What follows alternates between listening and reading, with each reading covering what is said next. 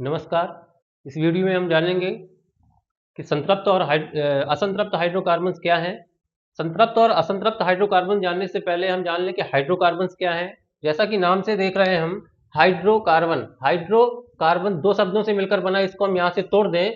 Hydro शब्द लिया गया है हाइड्रोजन से और कार्बन है मतलब ये।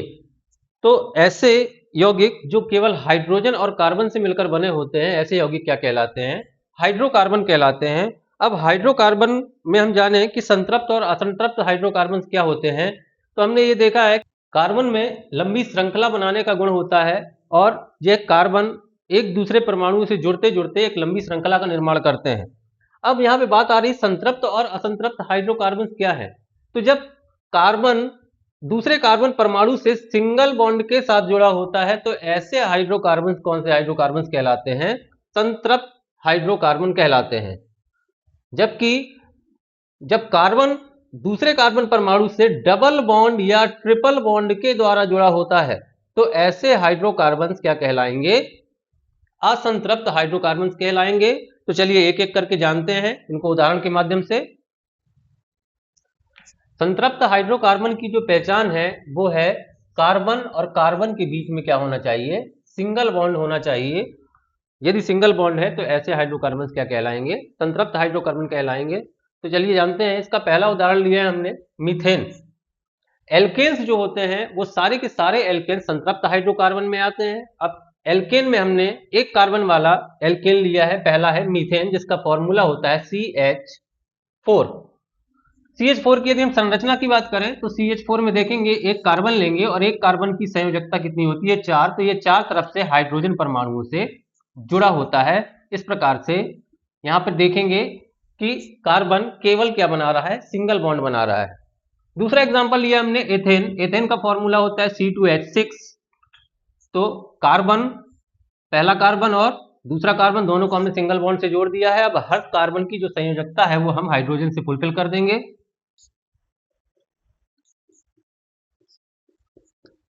ये इस कार्बन के 3 हाइड्रोजन जोड़ दिए हम, इस दूसरे कार्बन के लिए देखेंगे तीसरे 3 हाइड्रोजन।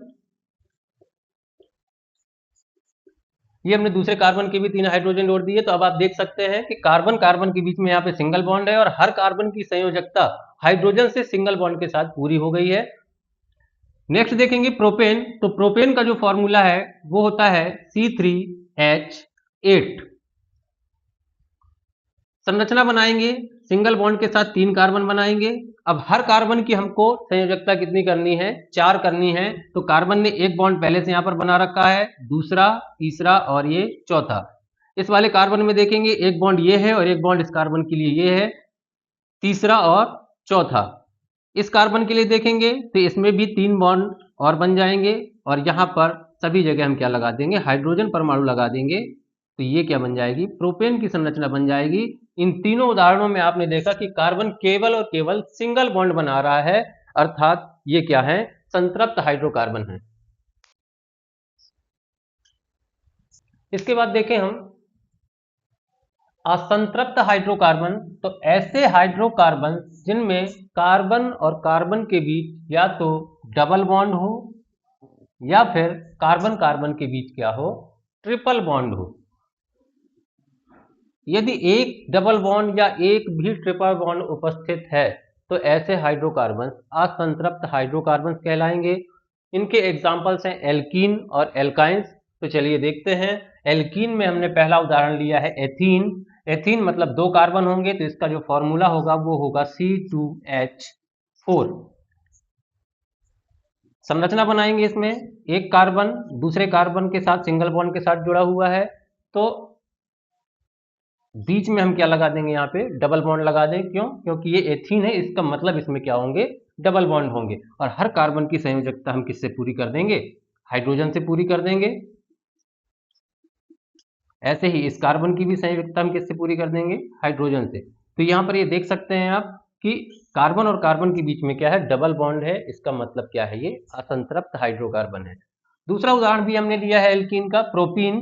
प्रोपीन में देखेंगे, जैसा कि प्रोपीन नाम है मतलब इसमें कार्बन कितने होंगे? 3 होंगे। हाइड्रोजन कितने होंगे इसमें? 6। संरचना यदि बनाएंगे हम तो एक 3 कार्बन की हमने श्रृंखला लगाई है और श्रृंखला में कहीं भी एक जगह पे हम क्या लगा देंगे, डबल बॉन्ड लगा देंगे। इसके बाद हर कार्बन की संयोजकता हमको कितनी करनी है, 4 करनी है। तो ये हमने 4 हाइड्रोजन के साथ इसकी संयोजकता पूरी कर दी। इस कार्बन में देखेंगे 2 बॉन्ड यहाँ से लगे हुए हैं, 1 बॉन्ड यहाँ पे है, तो चौथा बॉन्ड हम लगा देंगे किसके साथ, हाइड्रोजन के साथ। और इस कार्बन में देखेंगे तो केवल इसकी एक संयोजकता पहले से फुल है, मतलब इसमें कितने हाइड्रोजन लगेंगे, 3 हाइड्रोजन लगेंगे। तो देखिए कार्बन कितने हो गए, 3, और हाइड्रोजन कितने हो गए, 6। 1 2 3 4 5 और ये 6। तो देखेंगे यहाँ पे कार्बन और कार्बन के बीच में क्या उपस्थित है, डबल बॉन्ड उपस्थित है। इसका मतलब ये क्या है, असंतृप्त हाइड्रोकार्बन है। एक और एग्जांपल लेंगे ट्रिपल बॉन्ड का। यदि कार्बन कार्बन के बीच ट्रिपल बॉन्ड होता है तो ऐसे हाइड्रोकार्बन एल्काइंस कहलाते हैं। एल्काइन में हमने उदाहरण लिया है, 4 कार्बन वाला ब्यूटाइन लिया है। ब्यूटाइन का जो सूत्र होगा वो होगा C4H6। संरचना बनाएंगे इसकी, तो एक कार्बन की एक सिंगल बॉन्ड के साथ श्रृंखला बनाएंगे। क्योंकि आयन लगा हुआ है मतलब एक जगह पे ट्रिपल बॉन्ड होगा, तो कहीं भी एक जगह हम क्या लगा दें, ट्रिपल बॉन्ड लगा देते हैं। चलिए पहले कार्बन पे ही हम ट्रिपल बॉन्ड लगा देते हैं। तो इस कार्बन की देखें 3 संयोजकता पूरी, मतलब 3 बॉन्ड बने हुए हैं, चौथा बॉन्ड यहाँ बना देते हैं, तो कार्बन की संयोजकता इसकी पूरी हो गई। दूसरे नंबर कार्बन पे देखेंगे दोनों तरफ से, एक तरफ से 3 और एक तरफ से 1 बॉन्ड बना हुआ, मतलब इसकी संयोजकता पहले से ही फुल है। उसके बाद इस कार्बन पे देखेंगे एक बॉन्ड ये बना हुआ है, एक बॉन्ड ये बना हुआ है, तीसरा बॉन्ड ये बनाया हमने और चौथा ये। और ऐसे ही अंतिम कार्बन पे देखेंगे, इस पे केवल एक संयोजकता पूरी है, इसका दूसरा बॉन्ड यहां से, तीसरा ये और चौथा ये। तो कुल हाइड्रोजन कितने हो गए यहाँ पे 6 और कार्बन कितने हो गए 4। यहाँ देख सकते हैं कि कार्बन और कार्बन के बीच में ट्रिपल बॉन्ड है। इसका मतलब ये क्या है, असंतृप्त हाइड्रोकार्बन है। तो यहाँ पर ध्यान रखेंगे कि असंतृप्त हाइड्रोकार्बन ऐसे हाइड्रोकार्बन जिनमें डबल बॉन्ड या ट्रिपल बॉन्ड उपस्थित होते हैं किसी श्रृंखला में, तो ऐसे हाइड्रोकार्बन क्या कहलाते हैं, असंतृप्त हाइड्रोकार्बन कहलाते हैं।